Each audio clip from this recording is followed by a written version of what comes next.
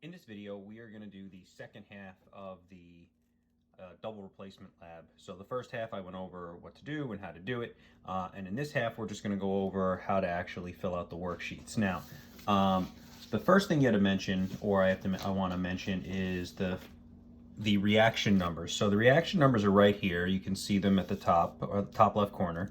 So there's a little space for it right here. So this would be reaction 1. And we mixed AgNO3 with AgNO3 with FeCl3. So I wrote my two reactants here. Now it doesn't matter if I write this one first or this one second, depending on how you do it. That's totally fine as long as they're both on the left of the arrow. And what you're gonna do now is predict the products that you would make. So the way we do that is, there's a couple steps we have to do. One of the first steps is we need to know the oxidation states of everything involved. Now, let me change that. We need to know the oxidation states of the ions involved. And so NO3 is a polyatomic ion. It doesn't normally get parentheses when there's only one of them. I'll put them around here anyway. And NO3 as a group is -1. You get that off table E in your reference table. Now, if I just need to know Ag's oxidation state, which is what I really need to know, I need to know NO3 as well, but I don't really need to know N or O, as a matter of fact, individually.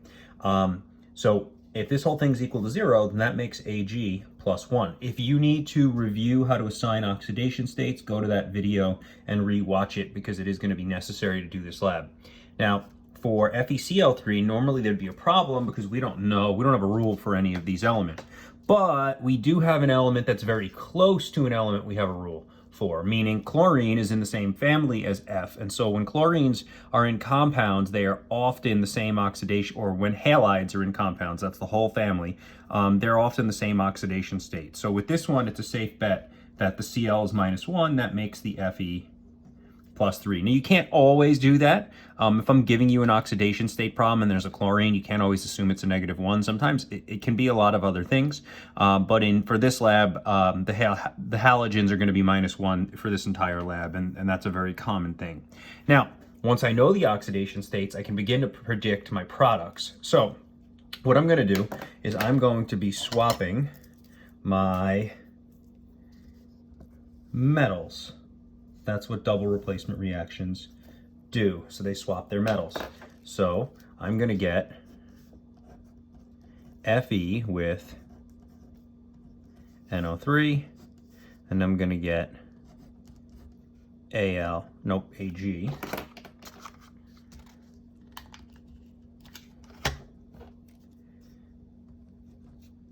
with Cl. Now notice I didn't write Cl3 here. That's a common mistake that I see all the time. The reason it's FeCl3 here is because when you crisscross Fe and Cl, that's the formula you have to make everything stable. The reason it's 1 Ag with 1 NO3 is because of the oxidation states and the crisscross method. Crisscross method is basically a fast way of answering the simplest possible octet rule configuration. So that's really what's going on. We're just trying to figure out what they need to do to become stable, and the crisscross method for ionic compounds is the quickest way to it. Now, so these have to be crisscrossed as well. So let's write in the oxidation states. Now, I'm not going to solve because I'm putting these compounds together. So what I'm going to do is I'm going to take the reactants' oxidation states and just transfer them over.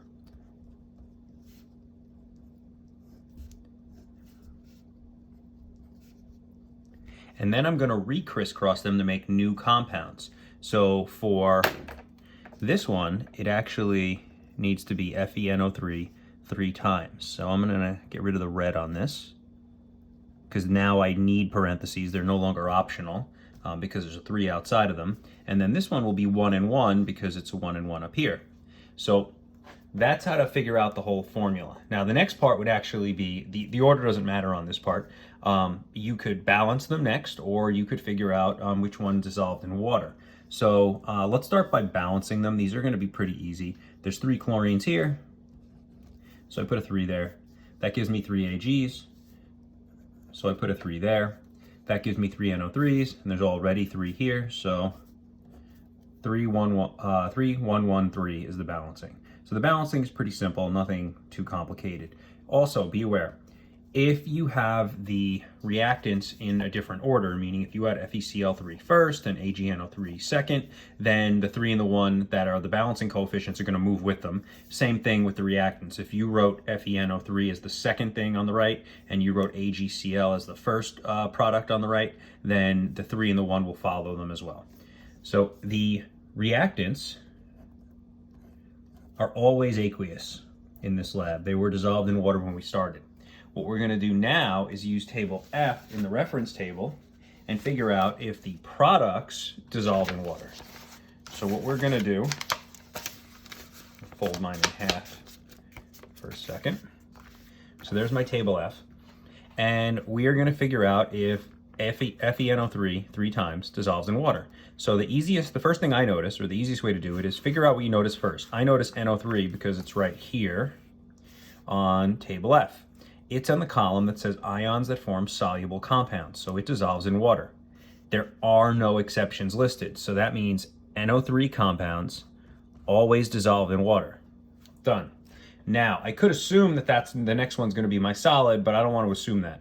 So now let's go to halides, because chlorine is a halogen. So the halides, they dissolve in water, but Ag+1 is an exception. So therefore, this would be what we call a precipitate. Now, I am going to have a picture of the lab included of the results. It's going to take, I'm not sure if it will be, it'll be at the bottom of the lab. I'm not sure about the formatting yet because I have to put it all together, but there will be a picture of the results. And if you see a cloudiness to it, we're going to call that for this one, it should be like a cloudy grayish or whitish color. And that's actually the silver chloride solid.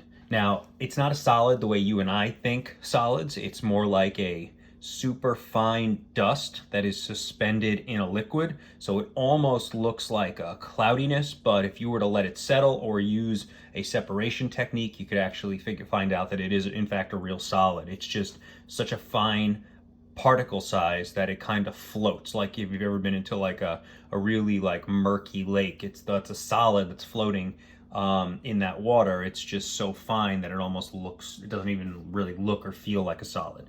So for the observations, once you look at the pictures, you can write those in. It's basically just what color did you see. That's really all we're gonna do for this one. And then the last thing we have to do is we've got to name them. So they're all ionic for this lab. So we name the metals.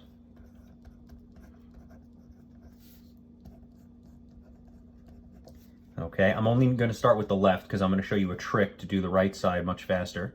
So there's the metal name, silver and iron. Then we have to add the non-metal name. NO3 is called nitrate.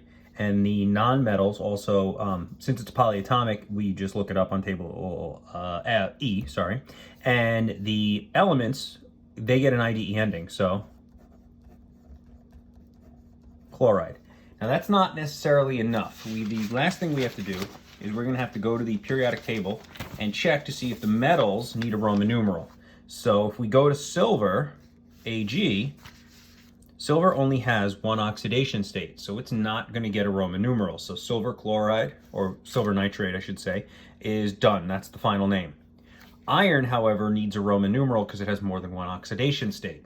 So all we do is we look up the oxidation state of iron, which is +3 written right here, and this makes this iron 3 chloride. Done. We named our reactants. Now we're going to name our products. Let me show you the easy way of doing it. Just take the second half of the name and trade them. Notice, since the Roman numeral is for the iron, it stays with the iron. So this is going to be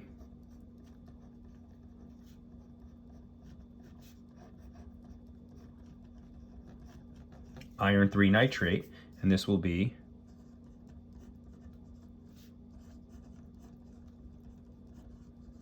silver chloride. Done. That's all you need to do. The reason that works is because the charges of the metals doesn't change in a double replacement reaction. In a single replacement reaction, which we will learn eventually, the oxidation states do change, and therefore you couldn't do this, meaning it could be iron 3 on this side, and then it could be iron 2 or iron zero or just iron, because it doesn't, if it's an element, we would just call it iron. So it could change on the right side if this were a single replacement reaction. But for double replacement, they don't change the oxidation states. So this trick works and it will save you a lot of time. Just swap the last parts of the name and then you can make the names for the products very quickly.